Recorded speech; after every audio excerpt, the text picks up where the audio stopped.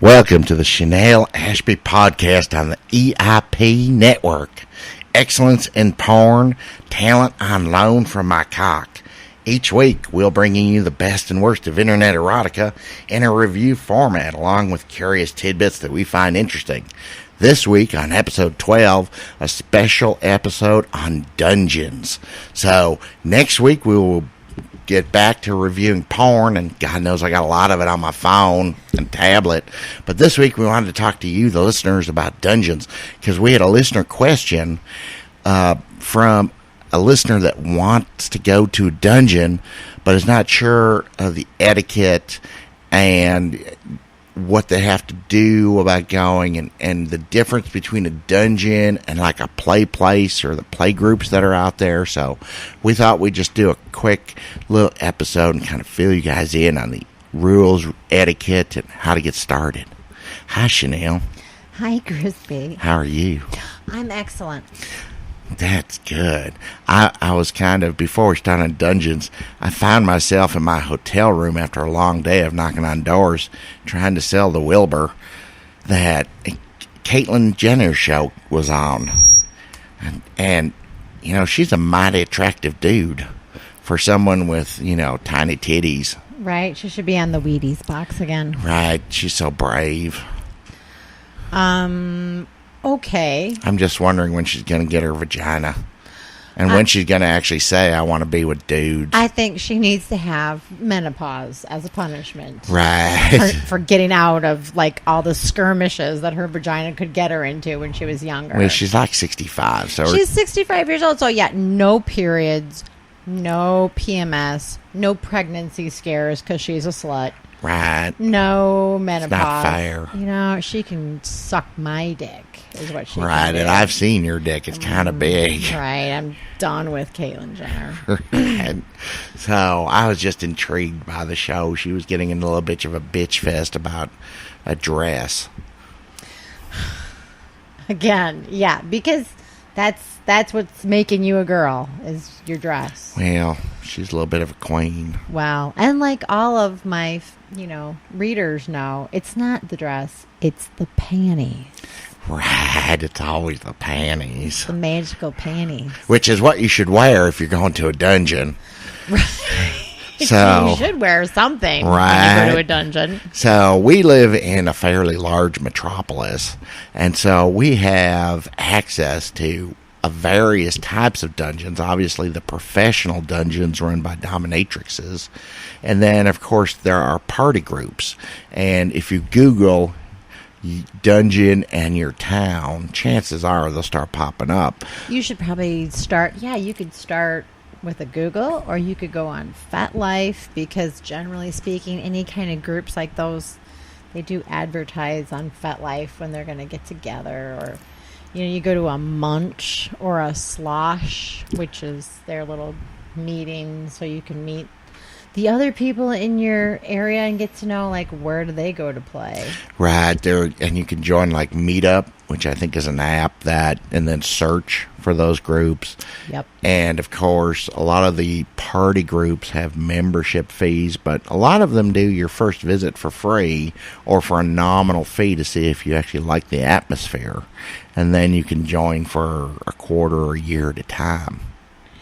Yeah, I would say, I don't know. Well, and a lot of those, some of the less seedy, maybe, if you're going to go, like, do the gangbang thing, and you're a single dude, you're paying. Don't try to, you're paying. You're a single dude. You have nothing to offer. The chicks that are coming that are single, they're not paying, because they have vagina. But they got plenty of single dudes. Well, I think that, and if you're looking to go find a gangbang, that's probably kind of like going to Goodwill, trying to find that $200 pair of jeans on the rack for $4.99. You can do it, but it's a hit or miss type thing. Right. Don't have all your hopes pinned on that. that. You may have to go to 10 or 12 different groups before you find that one. You might have to go to the Super 8, right? Right, well, the room's always room for one more there. So, but we're a given bunch, the posse that I travel with. Oh, so excellent. Right. So let's talk a little bit about, and there is some differences in cleanup and things. So if you go to a dungeon where you're paying a mistress yes. to do things to you and put things in your butt, then unless you are requesting to clean up as well because you're a maid or something, then you're not cleaning. Right. And to all you mistresses out there, don't let them come until they clean up, because dudes, once they come, they're done. They're not very pliable after that. But personally, as a mistress, I would make my sissy maids clean the bathroom thoroughly.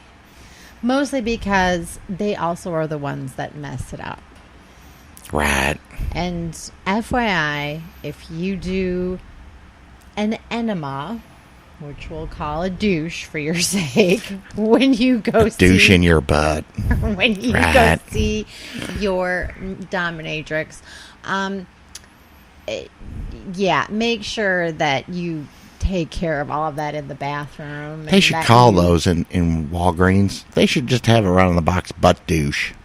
Butt douche. It's much more direct that way. Yeah, make sure you are. And if you made some kind of an enormous, tarp-worthy mess for your mistress, that you should probably, tip her something before you leave, because she is going to have to get that, squeaky clean after right. you The leave. Mistresses are responsible for cleaning up after their session, so correct. Keep that in mind, folks. Germ-free. There's no E. coli left over after your visit, so that means it's going to have to be, sanitized. If you don't want to clean it up, why do you think she wants to clean it up? Right, show some respect. So and so you can usually, at least from what I investigated online, mistresses will charge anywhere from $150 to $500 an hour, depending on what you're into and how well the dungeon is right. And sometimes, if you're seeing somebody who's a professional and she requests that you bring things, don't use that as she doesn't really know what she's doing. It could be that she doesn't have what you're asking for to those specifications. It's an expensive thing for her. She's not going out and buying the cheap shitty toys. She's going out and spending $300-400 on stuff. So right. Play along. If you really enjoy spending time with her, it's a good investment. If you don't like spending time with her, keep the toy. And find a different mistress. Right. And look at it as I liked playing with the toy. The first page of Google had 8 dungeons on it when I Googled dungeon. Right. And all of them seemed, they had nice websites. So yeah, and until you go, that's one of the reasons why I do like these new. Well, it's not new, but maybe 10 years ago there weren't these play centers where you can just sort of show up. That's what I like about those, because this gives you access to equipment that you're not going to have at home. You are not going to have a St. Andrew's cross in your living room. Right. More than likely.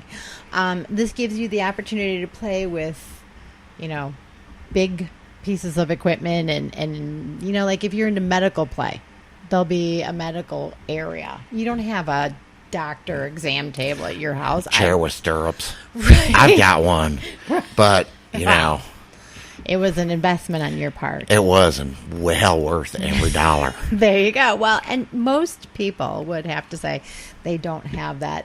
But, a lot of people like medical play.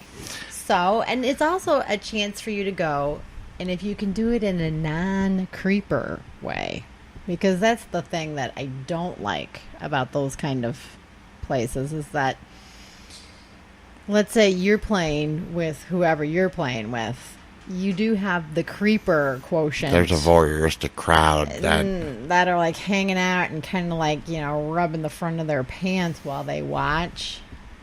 Yeah, there is an etiquette to these play places. I mean, it's not like you show up and just strip down. That's not how they work. I don't think you should assume that, if you just get naked, that somebody's going to be like, oh, that's the dick I was looking for. Right. I think if you're a woman and you just got naked, you'd have probably plenty of offers.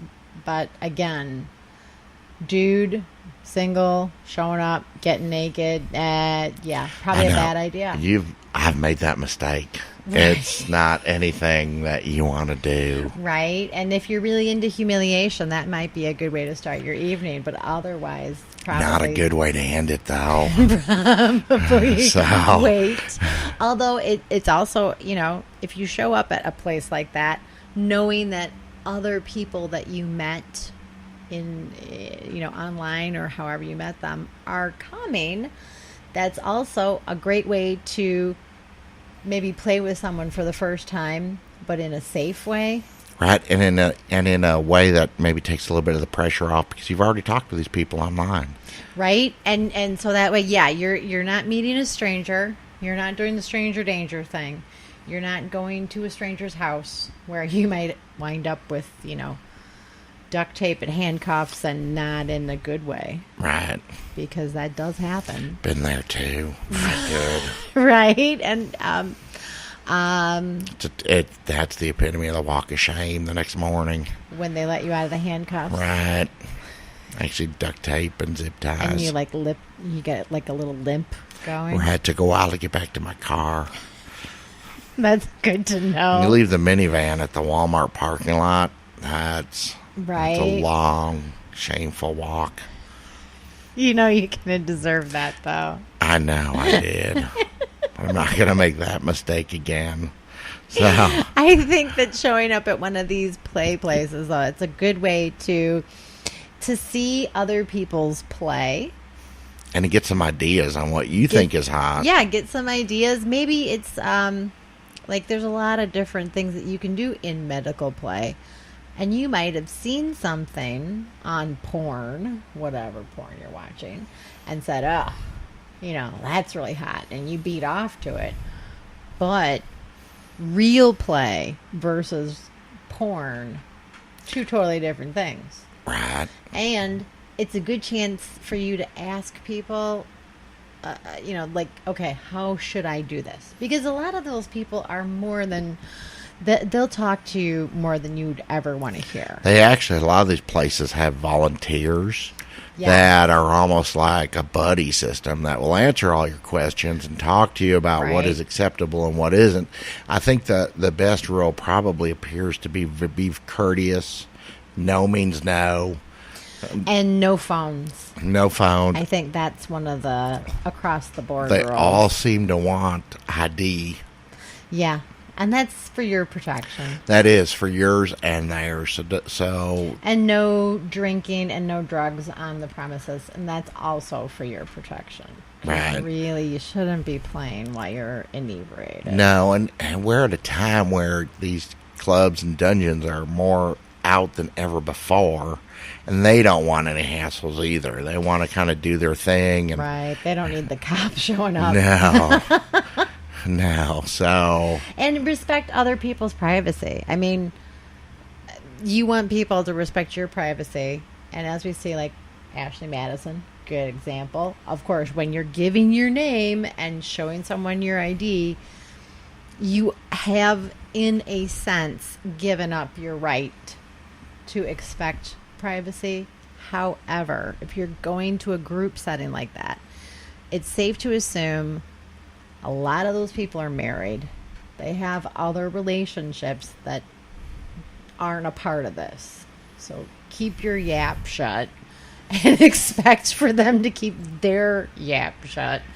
And don't ruin somebody's life because they need to scratch an itch. Right, and be prepared to clean up whatever mess you make at the play places. Yes. So if you have spaghetti up your butt and it comes out, then I hope you enjoy cleaning spaghetti. You're going to have to clean that up, right? Yeah, definitely. At the play place, it's going to be like you can use like their bigger equipment, like a sex swing or a cross or a spanking bench. However, you're going to bring the implements. So you're going to bring your own paddle or your own hot wax or whatever. And yeah, it better be spick and span when you're done, because otherwise somebody is going to rat you out. Right. It's kind of like the hotels I stay at. They supply the bed, but I got to bring my own sheets. Right. Your own rubber sheets? Well, you got to save money where you can. So I've negotiated a rate where if I supply my own linens. Excellent. Right. I'm getting a whole new picture of you right now. As opposed to the one you usually get when I'm sitting here with my pants around my ankles. Right. And maybe it's because your pants are up today. They are, because this isn't our usual show. I didn't read the smut. Right. It's very serious. This is also very exciting because you put out like a whole big, long story this week. You worked your tail off. I did work my tail off. The Future is Black out and on the dun dun dun. Right, a post-apocalyptic story with flashbacks of a sissy and when the blacks take over.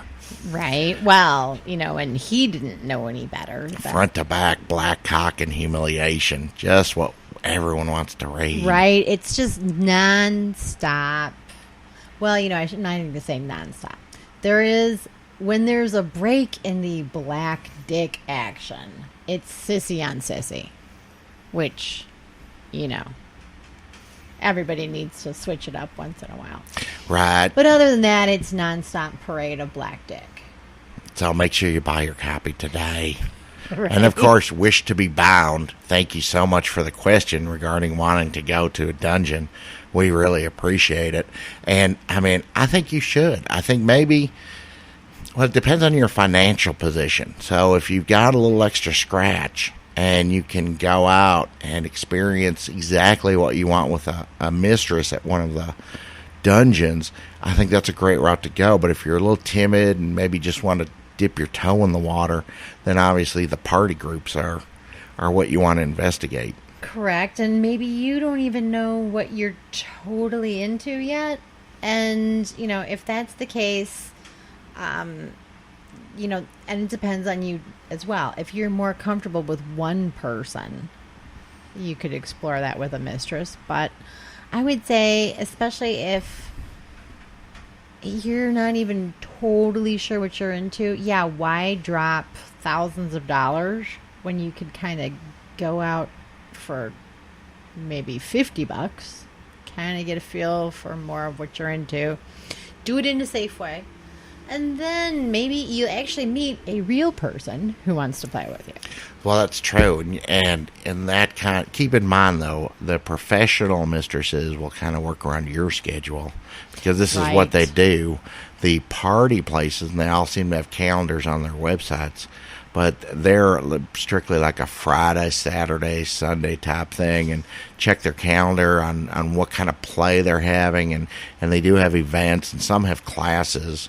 So you can actually go, talk to a whole bunch of different people, too. Right. But think they seem very the kinky open. College stuff they're always advertising on FetLife. And I think, a lot of people go to that stuff and they learn, That's the only degree I hold is from Kinky College, by the way. Right. You're a bachelor degree at Kinky College. It's a master's. Oh, you're... Masturbation. Excellent. You're not a Phoenix. I'm not a Phoenix, but I am a graduate of Kinky College. It's pretty exciting. So, anything else you want to add? No, actually, play safe. That's it. Play safe, be safe. It's a little bit of a shorter show, but next week we'll be back to our full length. Right. The way we like it. Yeah. Long. Hard and long. We'll be reviewing smut and bringing you the update on the Subway Boy. Goddamn child molester. Fuck you, Jared. I'm going to go with a Quiznos. He's going to be getting 12 inches. Right. That's for sure. In jail. That's a story. You have the right to remain with a cock in your butt. Take that, Jared, you little molester. So, you all have a good week, and we will talk to you again next week. I hope you have a good week, Chanel. You too, Chris. Bye.